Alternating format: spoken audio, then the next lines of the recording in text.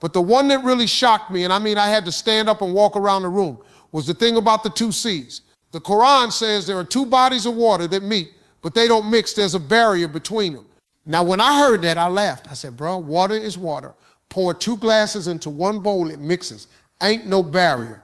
Then I learned from modern oceanography that where salt water and fresh water meet, there's a barrier called a holocline.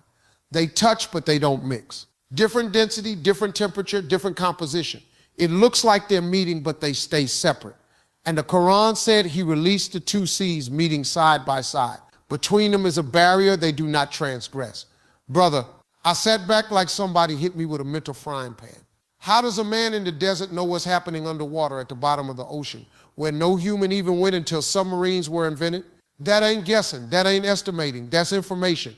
And now I'm just looking around like, okay, now somebody got to explain this to me.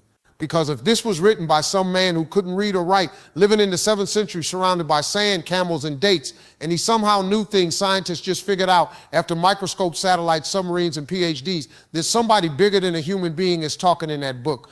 Then I learned something that just made me stop everything I was doing. The Quran says that the sun has its own orbit. Now, when I heard that part, I said, wait a minute, now that's got to be wrong, because we were all taught in school, the earth orbits the sun is still. Then I looked it up, and folks, it turns out the sun too is moving.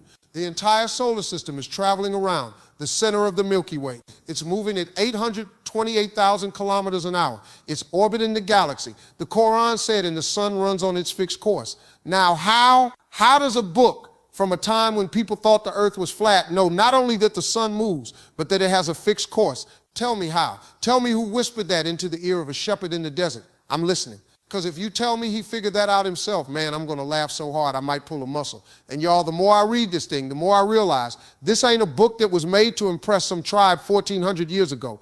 This is a book that keeps impressing people today, because you can test it now.